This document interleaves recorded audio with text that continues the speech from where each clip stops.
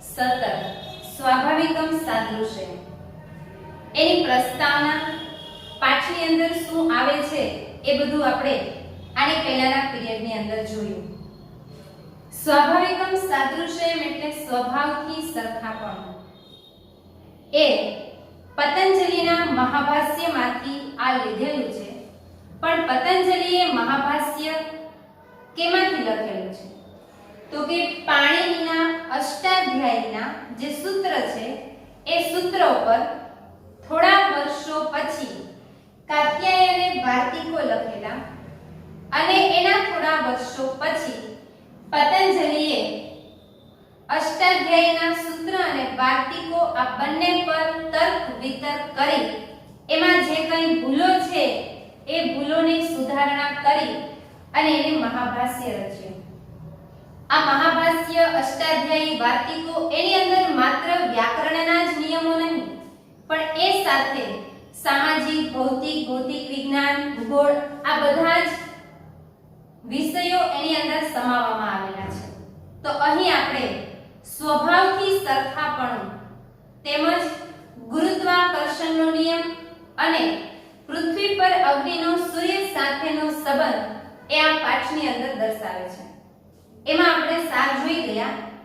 આજે આપણે એનું શબ્દસહ ભાષાંતર જોશું. સંસારે વિવિધાઃ પદાર્થાઃ સન્તિ. સંસારમાં, સંસારે એનો મૂળ શબ્દ છે સંસાર. સંસાર એટલે અકારાંત પુલ્લિંગ. રામઃ પ્રમાણે અકારાંત પુલ્લિંગમાં સપ્તમી વિભક્તિ એકવચન થાય સંસારે એટલે સંસારમાં. વિવિધાઃ વિવિધ, પદાર્થાઃ પદાર્થો, સંતિ હોય છે. સંસારમાં વિવિધ પદાર્થો હોય છે. તત્યથા જેમ કે સુવર્ણ લોહાત આદય ધાતવ, સોનું, લોખંડ વગેરે ધાતુઓ. ધાતવ એ મૂળ શબ્દ છે ધાતુ. ઉકારાંત પુલ્લિંગ, પ્રથમા વિભક્તિ બહુવચન છે ધાતવ. પ્રથમા વિભક્તિ આપણે ઉકારાંતમાં જોઈએ તો ધાતુ, ધાતુ, ધાતવ એ રીતે બને.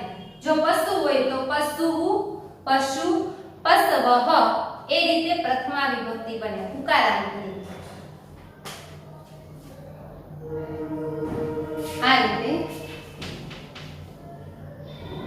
ધાતુ, ધાતુ, ધાતવ.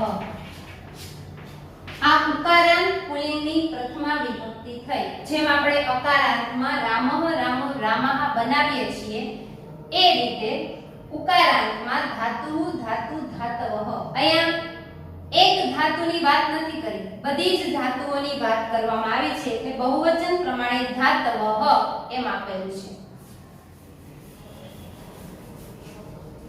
જેમ કે સોનું, લોખંડ વગેરે ધાતુઓ. સંસારમાં ઘણા બધા પદાર્થો હોય છે. એમાં સોનું, લોખંડ, તાંબુ, ચાંદી એ બધી ધાતુઓ છે. પણ અહીંયા આપણે બે જ નામ આપ્યું છે કે સોનું, લોખંડ પછી વગેરે એમ કહ્યું છે એટલે બધી ધાતુઓ એમાં આવી જાય કે સોનું, લોખંડ વગેરે ધાતુઓ. વટ, ખદીર આદયઃ વૃક્ષાઃ. વડ, ખેર વગેરે વૃક્ષો. વડ, ખેર બે જ વૃક્ષના નામ આપ્યા છે પણ બધા જ વૃક્ષો અહીંયા આવરી લીધા છે. વગેરે, વડ, ખેર, વડલો, લીમડો, પીપળો આ બધા જ વૃક્ષો. આપણે જંગલમાં જઈએ એટલે એમ કહીએ છીએ કે ઘણા બધા વૃક્ષો છે. પણ કોઈ એક વૃક્ષનું આપણે નામ આપવું હોય તો આપણે એની પાસે જઈને એમ કહીએ કે આ લીમડો છે, આ વડલો છે, આ પીપળો છે. પણ જ્યારે ઘણા બધા વૃક્ષો સાથે હોય ને દૂર ઊભા હોય ને આપણે કેવું હોય તો એમ કહીએ કે અહીંયા તો ઘણા બધા વૃક્ષો છે તો આપણે એમ જ કહીએ કે આ વૃક્ષો છે. બધી ધાતુઓનો ઢગલો ભેગો પડેલો હોય. સોનું, લોખંડ, ચાંદી, તાંબુ બધી ધાતુઓ એક જ ઢગલો હોય તો આપણે એમ જ કહેવાના કે આ ધાતુઓ છે. પણ એ ધાતુઓને આપણે અલગ અલગ મૂકી દઈએ તો આપણે એમ કહીએ કે આ ધાતુ છે એ સોનું છે, આ લોખંડ છે, આ પિત્તળ છે, આ ચાંદી છે. એમ અલગ અલગ આપણે મૂકીએ તો આપણે કહીએ. બાકી બધી સાથે ભેગી એક જ ઢગલો પડ્યો હોય એટલે આપણે એમ જ કહીએ કે આ ધાતુઓ છે. એટલે સોનું, લોખંડ વગેરે ધાતુઓ, વડ, ખેર વગેરે વૃક્ષો. ગો, ઘોટ આદયઃ પશવ. ગાય, ઘોડા ઘોડા વગેરે પશુઓ. ગાય, ઘોડા, ઘેટા, બકરા, ભેંસ એ બધા જ પશુઓની વાત અહીંયા કરી છે, વગેરે આપ્યું છે. પણ અહીંયા નામ માત્ર બે જ આપ્યા છે કે ગાય, ઘોડા વગેરે પશુઓ. બધા પશુઓ જ્યારે સાથે ઊભા હોય તો આપણે એમ જ કહીએ કે આ બધા પશુઓ છે. પક્ષીઓનું ટોળું ક્યાંય હોય તો આપણે એમ જ કહીએ આ બધા પક્ષીઓ છે, આ બધા પશુઓ છે, એમ આપણે કહીએ. પણ એ પશુઓમાં જો અલગ અલગ તારવવામાં આવે તો આપણે કહીએ કે આ પશુઓ છે પણ આ ગાય છે, આ ઘેટા છે, આ બકરા છે, એમ આપણે અલગ અલગ નામ આપીએ. પશુઓ હોવા છતાં પણ એમાં ભિન્નતા છે અને ભિન્નતા હોવા છતાં પણ એનામાં સરખાપણું છે. એ કયું સરખાપણું? તો કે બધા પશુઓ છે. એ જ અહીં સમજાવવા માંગે છે કે કંઈક ભિન્ન હોવા છતાં પણ એ કંઈક અંતરે સરખાપણું ધરાવે છે, એ અહીં સમજાવે છે. પસવઃ એ પણ પ્રથમા વિભક્તિ બહુવચન, જેમ આપણે ધાતવઃ જોયું તેમ પશુ, પશુ, પસવઃ. હવે અહીંયા સમાસ બને છે. આપણે વિદ્યાર્થી મિત્રો સમાસ શીખી ગયા. એમાં જો ઉત્તર પદની અંદર રૂપ, આદિ, ભૂતાની જેવા શબ્દ હોય તો કયો સમાસ થાય? બહુવ્રીહી સમાસ. આદિ એટલે આદિ એમ મૂળ શબ્દ ના આપેલો હોય પણ એ વિભક્તિ પ્રમાણે આદયઃ, આદયો, આદયાઃ એ ગમે તે વિભક્તિ આધારિત આપેલું હોય. તો અહીંયા છે લોહા, લોહાદયોઃ, તો આ બહુવ્રીહી સમાસ થાય. લોખંડ વગેરે એક જ વસ્તુની વાત નથી કરી, ઘણી બધી ધાતુઓની વાત કરી છે. આપણે બહુવ્રીહી સમાસની અંદર જો કોઈ બીજા માટે વપરાતું હોય તો બહુવ્રીહી સમાસ થાય. પણ અહીંયા તો ઘણી બધી ધાતુઓ માટે વપરાય છે. તેમજ અહીંયા વડ, ખદીર, આદયઃ વૃક્ષાઃ, વડ, ખેર વગેરે વૃક્ષો. તો ખદીર, આદયઃ, ખેર વગેરે, માત્ર ખેર માટે નહીં, ખેર વૃક્ષ માટે નહીં, પણ એના જેવા બધા જ વૃક્ષો માટે એ શબ્દ વપરાય છે. એટલે આ પણ ખદીર, આદયઃ બહુવ્રીહી સમાસ બનશે. અને ઘોટક, આદયઃ, એમાં પણ આદયઃ, આદિ ઉપરથી આદયઃ એટલે એ પણ બહુવ્રીહી સમાસ થશે. એસુ પુનઃ, એમાં પણ વળી, જે આપણે હમણાં પદાર્થો, પશુઓ, વૃક્ષો એના નામ જોયા, એમાં પણ વળી પ્રત્યેકમપી, દરેક, એમાં પણ વળી દરેક પદાર્થો ભિન્ના ભિન્ના ભવંતિ, જુદા જુદા હોય છે. આપણે હમણાં જોયું કે સોનું, લોખંડ એ બધી ધાતુઓ કહેવાય, પણ એ ધાતુઓ કહેવા છતાં પણ એમાં ભિન્નતા છે, એ અહીંયા સમજાવે છે. ભવંતિ અંતિ પ્રત્યય એટલે વર્તમાન કાળ, પરસ્મૈ પદ, અન્ય પુરુષ બહુવચન. એમાં પણ વળી પ્રત્યેક પદાર્થો જુદા જુદા હોય છે. તત્યથા, જેમ કે સુવર્ણ લોહન ભિન્ન ભવતિ, સોનું લોખંડ કરતા જુદું છે. સોનું લોખંડ છે ધાતુઓ છે, પણ તેમ છતાંય સોનું લોખંડ કરતા કેવું પડે? જુદું પડે. સોનાના ભાવ ક્યાં હોય, લોખંડના ભાવ ક્યાં હોય, સોનામાંથી શું બને, લોખંડમાંથી, એ બધું જ અલગ છે, ભિન્ન છે. ભાવમાં પણ ભિન્ન છે, વસ્તુ બનાવવામાં પણ ભિન્ન છે ધાતુઓ જ, પણ તેમ છતાંય સોનું છે લોખંડ કરતા કેવું પડે છે? જુદું પડે છે. સોનું લોખંડ કરતા જુદું હોય છે. ભવતી તી પ્રત્યય વર્તમાન કાળ, અન્ય પુરુષ એક વચન. અથચ અને હવે, અથ એટલે હવે, ચ એટલે અને હવે પ્રત્યેક, પ્રત્યેક, સુવર્ણખંડઃ સોનાનો ટુકડો, પરસ્પરમ પરસ્પર, આકારેણ પ્રકારેણ ચ આકાર અને પ્રકારથી, ભિન્ન ભિન્ન ભવતી જુદો જુદો હોય છે.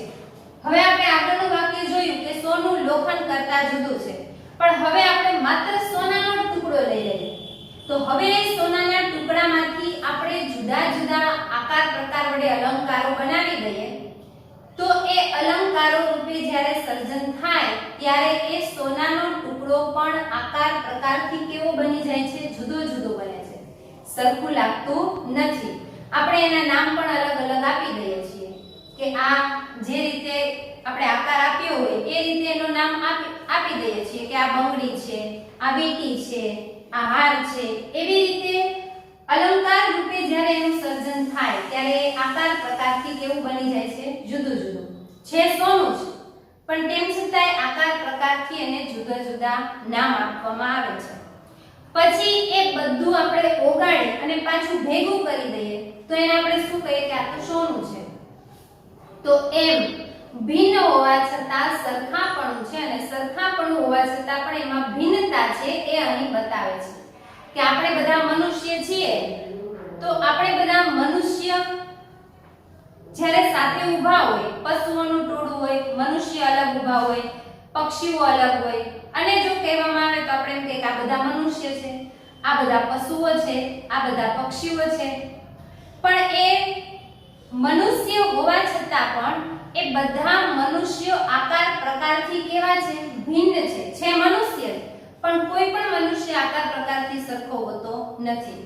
છે પશુઓ પણ તેમ છતાં એ બધા પશુઓ આકાર પ્રકાર એના કામ બધી રીતે કેવા પડે છે? અલગ પડે છે, જુદા છે. એટલે એ સમજાવવા માંગે છે કે અલગ હોવા છતાં પણ સરખાપણું છે કઈક રીતે અને સરખાપણું હોવા છતાં પણ કઈક એનામાં ભિન્નતા જોવા મળે છે. આપણે બધા મનુષ્ય છીએ પણ બધા આકાર પ્રકાર સ્વભાવથી જુદા જુદા છીએ. મનુષ્ય છે, આપણામાં સરખાપણું એ શું? તો કે મનુષ્ય છીએ. ભિન્નતા શું? તો કે બધા આકાર પ્રકાર અને સ્વભાવથી જુદા જુદા છે, કોઈ સરખા છે નહીં. તો એ વસ્તુ અહીં સમજાવે છે. સંસારમાં વિવિધ પદાર્થો હોય છે જેમ કે સોનું, લોખંડ વગેરે ધાતુઓ, વડ, ખેર વગેરે વૃક્ષો, ગાય, ઘોડા વગેરે પશુઓ. એમાં પણ વળી પ્રત્યેક પદાર્થો જુદા જુદા હોય છે. જેમ કે સોનું લોખંડ કરતાં જુદું છે અને હવે પ્રત્યેક સોનાનો ટુકડો પરસ્પર આકાર અને પ્રકારથી જુદો જુદો હોય છે. હજી એક વખત ભાષાંતર જોઈ લઈએ. સંસારમાં વિવિધ પદાર્થો હોય છે જેમ કે સોનું, લોખંડ વગેરે ધાતુઓ, વડ, ખેર વગેરે વૃક્ષો, ગાય, ઘોડા વગેરે પશુઓ. એમાં પણ વળી પ્રત્યેક પદાર્થો જુદા જુદા હોય છે. જેમ કે સોનું લોખંડ કરતાં જુદું છે અને હવે પ્રત્યેક સોનાનો ટુકડો આકાર અને પ્રકારથી જુદો જુદો હોય છે. વસ્તુતઃ એટલે હકીકતમાં અસ્તિત્વ રૂપેણ. વિદ્યાર્થી મિત્રો સમાસ શીખી ગયા છીએ. ઉત્તર પદની અંદર રૂપ આદિ ભૂતાની જેવા શબ્દ હોય તો કયો સમાસ થાય? બહુવ્રીહી સમાસ.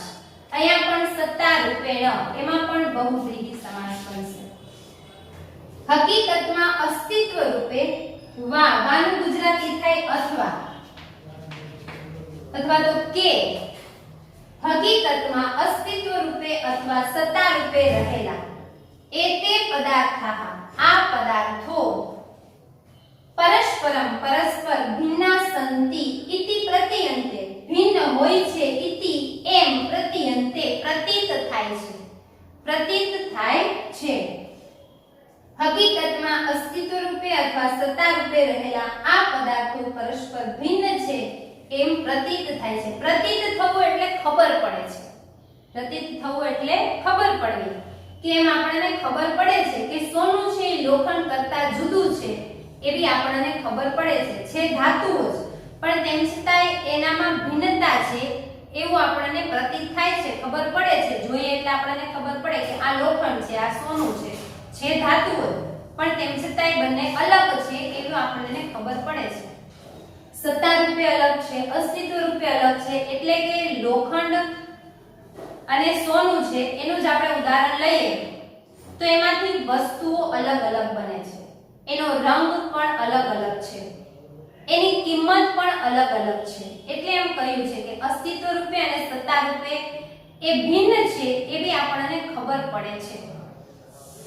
પરંતુ પ્રત્યક્ષ પરસ્પર ભિન્નેષુ પદાર્થેષુ ભિન્ન પદાર્થોમાં અપી પણ કિંચિદેકમ કંઈક એક સ્વાભાવિક આંતર્યમપી ભવતી સરખાપણું હોય છે. પરંતુ પ્રત્યક્ષ પરસ્પર ભિન્ન પદાર્થોમાં પણ કંઈક એક સ્વાભાવિક સરખાપણું હોય છે. એટલે કે આપણે હમણાં ઉદાહરણ લીધું કે લોખંડ અને સોનું છે એ અસ્તિત્વ રૂપે અને સત્તા રૂપે બંને અલગ છે. બંનેની કિંમત અલગ છે, વસ્તુઓ અલગ બને છે, રંગ અલગ છે, આકાર પ્રકાર વડે પણ એને અલગ અલગ બનાવવામાં આવે છે. એટલે એ ભિન્ન છે એવી આપણને ખબર પડે છે પણ તેમ છતાંય એમાં પ્રત્યક્ષ પરસ્પર ભિન્ન પદાર્થો હોવા છતાં કંઈક સ્વાભાવિક સરખાપણું છે કે કયું સરખાપણું તો કે છે તો ધાતુઓ જ બંને અલગ અલગ આકાર પ્રકાર અપાય છે રંગ અલગ છે ભાવ અલગ છે પણ તેમ છતાં એનામાં કંઈક આંતરિકપણું છે એ આંતરિકપણું એટલે શું તો કે બંને ધાતુઓ છે એ અહીંયા સમજાવે છે તે પદાર્થો યદા જ્યારે ક્રિયામાં પ્રયુક્ત થાય છે એટલે કે જ્યારે એનું આપણે કંઈક બનાવવા જઈ રહ્યા હોય ક્રિયામાં પ્રયુક્ત થાય છે ભવંતી થાય છે તદા ત્યારે અસ્ય સિદ્ધાંતસ્ય આ સિદ્ધાંતનો ઉપદેશ ક્રિયામાં પ્રયુક્ત થાય છે ત્યારે એની પ્રતીતિ થાય છે વિદ્યાર્થી મિત્રો અહીં લખવામાં એક વાક્ય રહી ગયું છે પુસ્તકમાંથી આપણે જોઈ લઈએ તદા ત્યારે અસ્ય પ્રતીતિ આની પ્રતીતિ થાય છે સોરી વિદ્યાર્થી મિત્રો અહીંયા એક શબ્દ બાકી રહી ગયો છે અસ્ય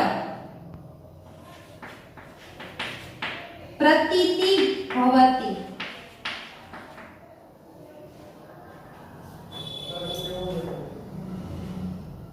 પ્રતીતિ ભવતી એટલે પ્રતીત થાય છે અસ્ય સિદ્ધાંતસ્ય આ સિદ્ધાંતનો ઉપદેશ તે પદાર્થો જ્યારે ક્રિયામાં પ્રયુક્ત થાય છે ત્યારે આની પ્રતીતિ થાય છે પ્રતીતિ ભવતી એટલે પ્રતીતિ થાય છે એટલે ખબર પડે છે જ્યારે એનું કંઈક આપણે બનાવવા જઈ રહીએ બનાવતા હોઈએ ત્યારે આપણને ખબર પડે કે આ ધાતુઓ હોવા છતાં પણ અલગ અલગ છે સોનું હોય તો આપણને ખબર પડે કે આમાંથી જુદા જુદા અલંકારો બનાવીએ છીએ અલંકારો જુદા જુદા બને છે પણ ભેગું કરીએ એટલે એ બધું સોનું જ છે એવી આપણને ખબર પડે એની આપણને પ્રતીતિ થાય પ્રતીતિ ભવતી પ્રતીતિ થવી એટલે ખબર પડે તે પદાર્થો જ્યારે ક્રિયામાં પ્રયુક્ત થાય છે ત્યારે એની પ્રતીતિ થાય છે એટલે ખબર પડે છે અસ્ય સિદ્ધાંતસ્ય આ સિદ્ધાંતનો ઉપદેશ દ્વાવિસંતિ સત વર્ષેભ્ય 2200 વર્ષ પહેલા દ્વા એટલે બે વિસંતિ એટલે 20 20 ને 22 અને શત વર્ષે એટલે 100 એટલે 2200 વર્ષ પહેલા આચાર્ય પતંજલિએ સ્વકીય પોતાના વ્યાકરણ મહાભાષ્યમાં કૃતઃ કર્યો કૃતઃ કર્મણિ ભૂત કૃદન તહ તા તમ તાની તૌ તાહા તત્ર તે કથયંતી તેમાં તે કહે છે હવે એમાં એ જે કહેવામાં આવે છે એ આપણે આના પછી જે પેરેગ્રાફ આપણે શબ્દ ભાષાંતર શીખીશું એની અંદર આવશે કથયંતી અંતિ પ્રત્યય વર્તમાન કાળ અન્ય પુરુષ બહુવચન હકીકતમાં અસ્તિત્વ રૂપે અથવા સત્તા રૂપે રહેલા આ પદાર્થો પરસ્પર ભિન્ન છે એમ પ્રતીત થાય છે પરંતુ પ્રત્યેક પરસ્પર ભિન્ન પદાર્થોમાં પણ કંઈક એક સ્વાભાવિક સરખાપણું હોય છે તે પદાર્થો જ્યારે ક્રિયામાં પ્રયુક્ત થાય છે ત્યારે એની પ્રતીતિ થાય છે આ સિદ્ધાંતનો ઉપદેશ 2200 વર્ષ પહેલા આચાર્ય પતંજલિએ પોતાના વ્યાકરણ મહાભાષ્યમાં કર્યો તેમાં તે કહે છે 2200 વર્ષ પહેલા એ સંખ્યાપૂર્વક ખાલી જગ્યાની અંદર પૂછાઈ શકે વિદ્યાર્થી મિત્રો સંખ્યાપૂર્વક ખાલી જગ્યા બને ત્યાં સુધી પાઠ આધારિત જ હોય જેમ આપણે પાઠની અંદર સંખ્યાઓ આવતી હોય બીજા પાઠમાં આવ્યું ત્રયઃ મત્સ્યાઃ વસંતિ 3 માછલાઓ ત્યાર પછી કાષ્ટકન વાળા પાઠમાં હતું ચત્વારઃ વિઘ્નાઃ ચતુર્ભ્યઃ વિઘ્નેભ્યઃ સુભાષિત વાળા પાઠની અંદર હતું પુરુષઃ ત્રિભ્યઃ પુરુષઃ વિહિ પુરુષઃ 3 પુરુષની 3 રીતે પુરુષની પરીક્ષા થાય છે તેમ સંખ્યાપૂર્વક ખાલી જગ્યા પાઠ આધારિત પણ હોઈ શકે અથવા પાઠ બહારની પણ હોઈ શકે પણ આપણે સંખ્યાપૂર્વક ખાલી જગ્યાનો હજી નિયમ શીખવાનો બાકી છે પણ જો પાઠ આધારિત ખાલી જગ્યા હોય તો એમાં કોઈ નિયમની જરૂર પડતી નથી અહીંયા 2200 વર્ષ પહેલા અહીંયા જે તમને ઓપ્શન આપવામાં આવે એ અલગ અલગ સંખ્યા આધારિત હોય છે હકીકતમાં અસ્તિત્વ રૂપે અથવા સત્તા રૂપે રહેલા આ પદાર્થો પરસ્પર ભિન્ન છે એમ પ્રતીત થાય છે પરંતુ પ્રત્યેક પરસ્પર ભિન્ન પદાર્થોમાં પણ કંઈક એક સ્વાભાવિક સરખાપણું હોય છે તે પદાર્થો જ્યારે ક્રિયામાં પ્રયુક્ત થાય છે ત્યારે એની પ્રતીતિ થાય છે.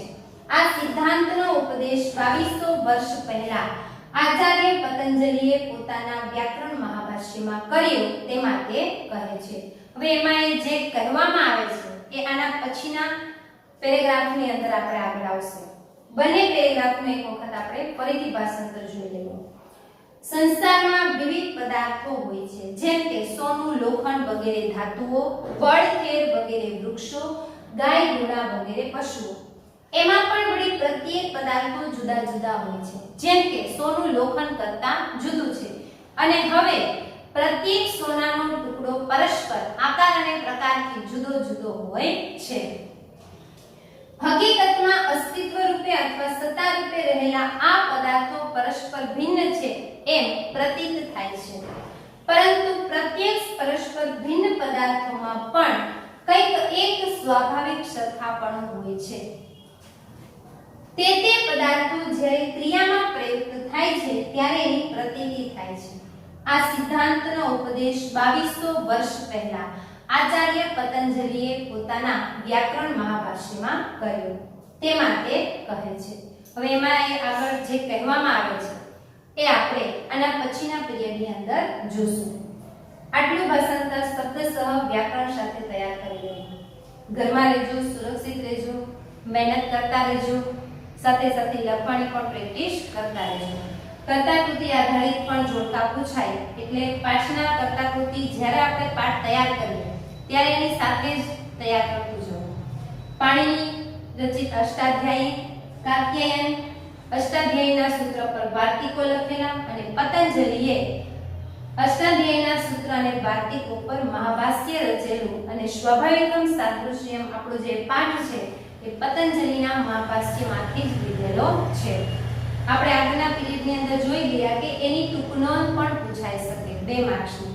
જો ટૂંકનોંધ પૂછાય તો વ્યવસ્થિત પ્રસ્તાવના પહેલા બાંધી અને પછી લખવાની થાય, અને પ્રશ્ન જવાબ જો કોઈ પૂછાય તો એમાં પ્રસ્તાવના લખવાની જરૂર નહીં, તો એ પાઠ આધારિત જેટલું કહેવામાં આવે એટલો જ જવાબ લખો. તો બસ અહીં આપણે પૂરું કરીએ છીએ. આના પછીના પીરિયડની અંદર આપણે આગળનું જે ભાષાંતર છે તેમાં તે કહે છે એટલે જે કહેવા માંગે છે એ આગળનું ભાષાંતર આપણે શબ્દસહ આના પછીના પીરિયડની અંદર જોશું. અસ્તુ, જય હિન્દ.